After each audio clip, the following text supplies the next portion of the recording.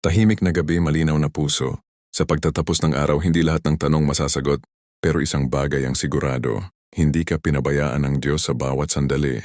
Minsan pagod ka, minsan magulo ang isip, minsan may lungkot na hindi mo maipaliwanag.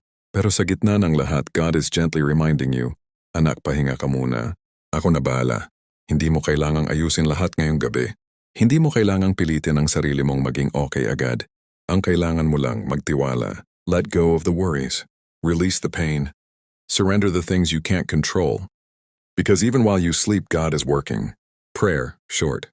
Lord, I give you my thoughts, my fears, and my heart tonight. Ikaw na po ang bahala sa lahat. Bigyan mo ako ng kapayapaan at panibagong lakas bukas. Amen.